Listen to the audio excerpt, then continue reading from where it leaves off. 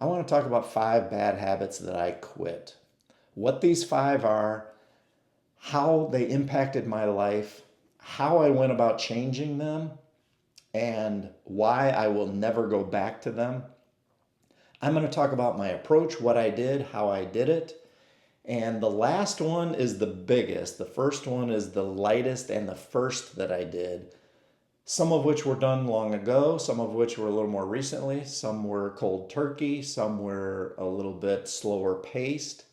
But let's get into these 5 that were really bad for me. They might connect with some of you. If they do, let me know. Or if you have other ones, let me know. I love getting comments on this. So the first one was soda. When I say soda, I mean soda. I was drinking Coke like crazy. I would have a Coke first thing in the morning when I woke up. I would have one mid morning. I would have one at lunch, and oftentimes a big one from a fast food restaurant. I would have one in the afternoon. I would have one like early dinner, one at later in the evening, and sometimes even in the middle of the night. So I'm talking 7 to 8 sodas a day was very common for me.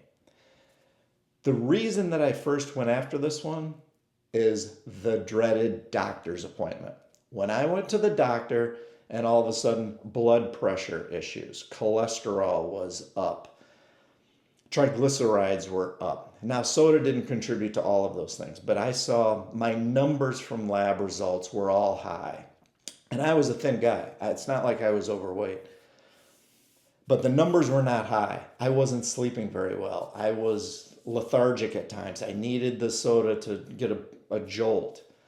I just saw so many problems. And I knew that if I was going to just try and reduce, go down to 3, go down to 2, go down, it was never going to happen because that sweet, sweet nectar was so good. The devil's juice, oh my gosh. I still, when I hear the crack of a Coke can, it gets into my head. It's amazing. So I decided in one given day that I was going to stop Cokes. No more. And this was years and years ago, like probably pushing 10 years now. And I have not had a soda since then. Not one.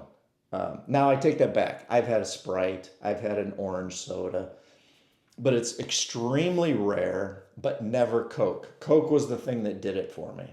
And those other flavored sodas, I mean, it's I don't know if I have one in a month. So soda for me, reducing that sugar was huge. The second one, fast food lunches. So for work, I always looked for fast and easy, and of course, tasty. And what was that? That was cheeseburgers. That was French fries. That was, of course, a big soda. That was all of that fast food. Now, I still go out to lunch every day. In fact, I do Chipotle every day. I do a Chipotle bowl. But in my mind, at least, brown rice, chicken, black beans, a little salsa, a little cheese, like that's all healthy-ish ingredients. It's still fast. It's what I like. I think it's a much healthier option than hitting the burgers and the fries. So I just again decided that's it. I'm going cold turkey on this.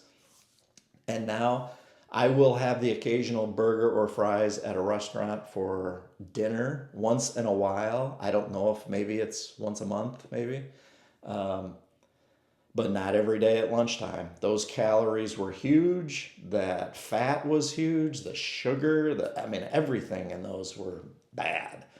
So fast food lunches, specifically burgers and fries, I nixed. The next one, I have always been a snack fiend. Snacks and chips and those kinds of, I mean, I would eat Cheez-It crackers, and so crackers and chips and cookies and desserts. So at night, I tried to totally cut that out.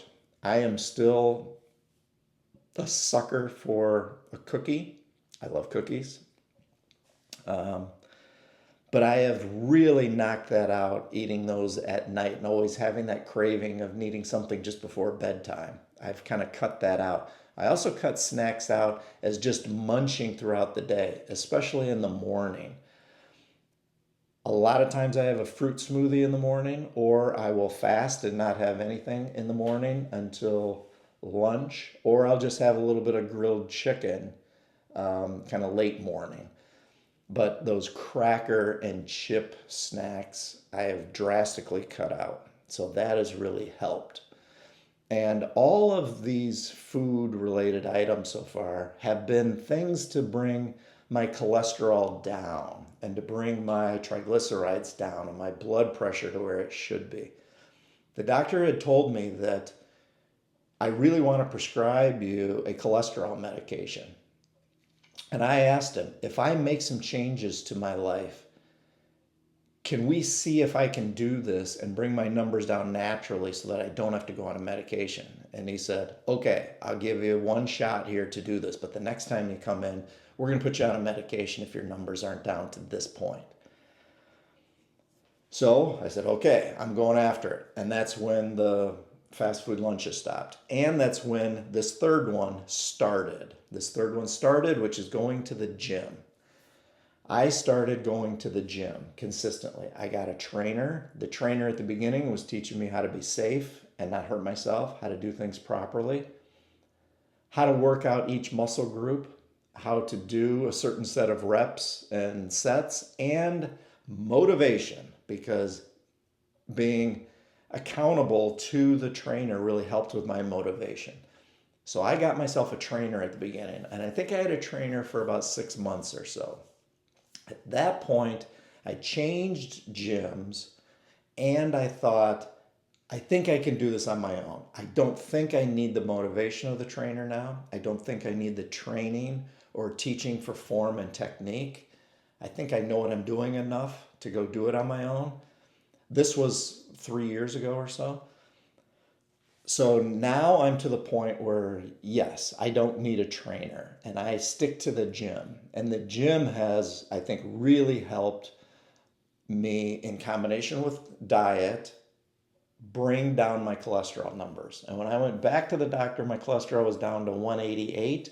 Now it has bounced usually from that point to about 210 or so, 200, somewhere in there. So it's much lower than what it was. Triglycerides are way lower. Blood pressure has been perfect. So I'm in a much better place because of going to the gym, reducing that sugar from all of the sodas, from all the Cokes, as well as getting rid of the snacks and the fast food. Now, all of that helps, or the way that I can accomplish that is really through this last one. The last one is the guiding light. The last one is the thing that keeps me consistent on those previous four.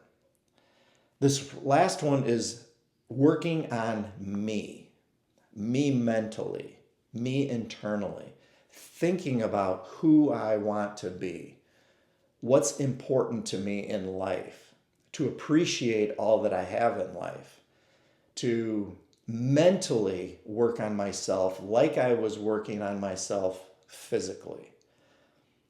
This has been huge as well. And a lot of this I've kept to myself, and I just kind of am always reflecting on myself, always thinking about what is best for me. Because ultimately, I think if I'm doing what is best for me, I in turn am doing what is best for my wife and my kids and my friends and my family and people at work, clients, all of it. My best version is going to be what's going to be best for the world and what's best for me.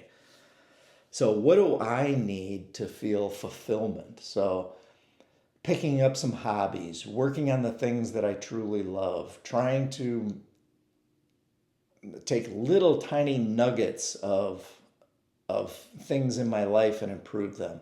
If I have an interaction with somebody in my family or somebody at work or something that didn't go as I had hoped, I'm really trying to reflect on myself and reflect on that and say, how could I have done something a little different? what should I do next time, and just make that slight little adjustment and see if it's better. Now, I know that in a two-way conversation, I don't have total control over that. Somebody else has to be engaged in that as well. But I can at least show up with every bit of my best intention and to try and learn just a little bit from yesterday, a little bit from the day before, and I can be the best version of myself when interacting with others or approaching a hobby or trying to learn something new.